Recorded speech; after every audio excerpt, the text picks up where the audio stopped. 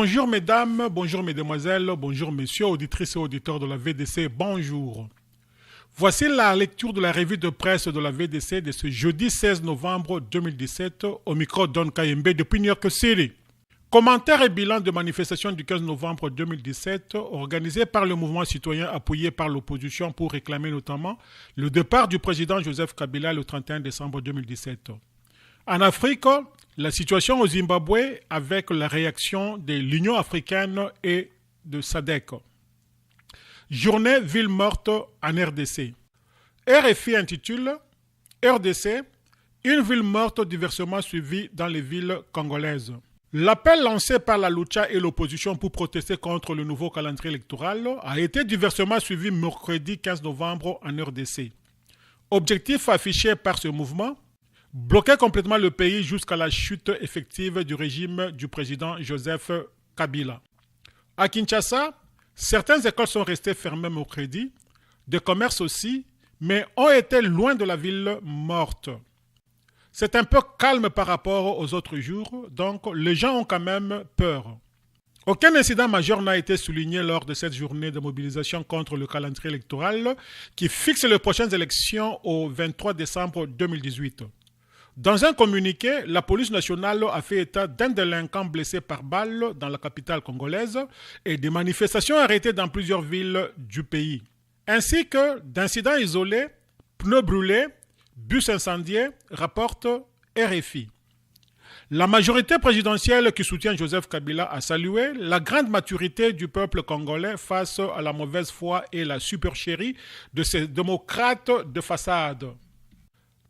Fort des mauvaises expériences du passé, les Cunans ont compris la mauvaise foi et la supercherie de certains démocrates de façade qui veulent ainsi créer délibérément une confusion dans l'esprit des Congolais pour aboutir à un dialogue politique dans l'espoir d'accéder au pouvoir par des combinaisons mafieuses en dehors des élections, seule voie démocratique en la matière, peut-on lire sur RFI. La majorité présidentielle qui appelle les Congolais à exercer une vigilance sans faille sur ces radicalisés qui veulent bloquer, selon elle, le processus électoral. Dans la ville de Goma, la capitale de la province de Nord Kivu, dans l'est du pays, le mouvement a été largement suivi, assure en revanche un activiste de ce mouvement, Espoir Mouissa. Toutes les activités sont au ralenti. Les hôpitaux fonctionnent bien sûr comme d'habitude, mais les marchés n'ont pas ouvert. Les boutiques n'ont pas non plus ouvert, même les écoles, les universités n'ont pas ouvert aujourd'hui, note RFI. La Libre Afrique titre RDC, une journée mitigée mais on va progresser rapidement. L'opposition congolaise avait marqué ce mercredi 15 novembre une croix dans le calendrier. Il s'agissait de la première action concertée entre le monde politique et celui des mouvements citoyens. Félix Tshisekedi n'a pas fait la dentelle. Mardi 14 novembre, pour critiquer le pouvoir en place en République démocratique du Congo et appeler à la mobilisation de toute l'opposition pour une journée ville morte active. Une journée ville morte relativement bien suivie dans certaines villes comme à Goma, Beni, Butembo ou Lubumbashi et Mbujimai, mais bien moins à Kinshasa, constate la Libre Afrique. On nous parle souvent de mouvements de contestation au Togo. On nous rappelle que chaque jour des milliers de personnes sont dans la rue pour réclamer un changement politique à Lomé, nous expliquait récemment un membre de la Lucha. On oublie qu'il y a une différence majeure entre les deux États. Le niveau de répression. Au Congo de Kabila, on n'hésite plus à ouvrir les feux à balles réelles contre les manifestants.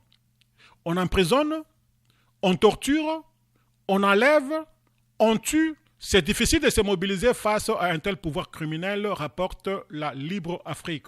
Dans son sous-titre, les Congolais ont peur, renchérit la Libre Afrique. Les acteurs contactés tirent tous le même constat. La répression a traumatisé la population. Les Congolais ont peur de Kabila et de ses armes. Les mamans qui ont toujours un poids réel chez nous ne veulent par exemple pas laisser sortir leurs enfants. Des fosses communes qui ont été découvertes à Maluku, des fils et des filles qui ne sont jamais rentrés après la manifestation de fin 2016, des tortures, des blessés. Aujourd'hui, nous devons regagner la confiance des gens. Il faudrait plusieurs journées comme celle-ci pour mobiliser la population, explique un des interlocuteurs qui insiste sur la gradation des mouvements et de la mobilisation à venir d'ici la fin de l'année, conclut la Libre Afrique. Pour le journal joséphiste, La ville morte n'a pas réussi et nous lisons L'Avenir titre 15 novembre, le rassemblement et le mouvement citoyen échouent. Ce journal souligne que, entre les troubles qui ne mèneront à rien et l'attente pendant 12 mois pour les élections, le peuple congolais intelligent et averti a donné, ce 15 novembre 2017, une réponse claire et incontestable.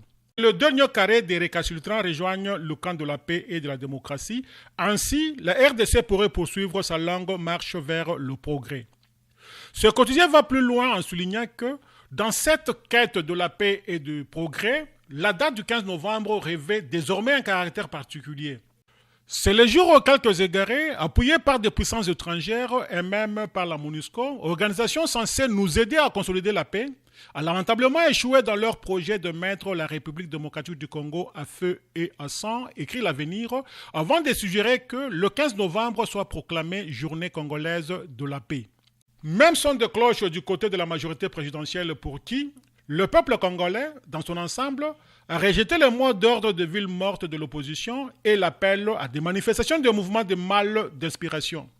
C'est ce qu'a déclaré le porte-parole de cette plateforme politique, André-Alain Atundu, dans un communiqué rendu public mercredi dans la soirée, rappelle l'Avenir.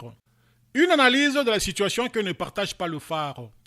Pour le quotidien, les Kinois sont restés bel et bien dans leur quartier. À l'appel des mouvements citoyens de l'opposition, on a assisté à Kinshasa au phénomène de la fonction publique morte, des écoles mortes, des universités mortes, des instituts supérieurs mortes, du marché central mort, des magasins morts, des bureaux d'échange morts et des entreprises publiques mortes, rappelle ce journal. Le phare, qui parle d'une manifestation de l'opposition réussie, en veut pour preuve l'absence d'embouteillage au niveau du point chaud des artères principales de la capitale congolaise, dont le boulevard Lumumba, Sendwe et du 30 juin, les avenues poids lourds, Bypass, Université, Victoire, Willery, 24 novembre, Colonel Munjiba et Kassavubu. À en croire le quotidien, la fluidité de la circulation routière était telle que des parcours généralement courts en 2 ou 3 heures l'étaient en quelques minutes.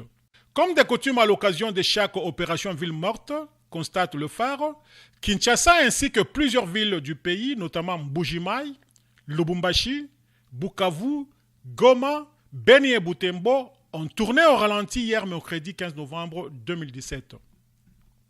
En dehors de nos frontières, en Afrique, Zimbabwe. AFP titre Mugabe refuse de céder aux militaires et de démissionner.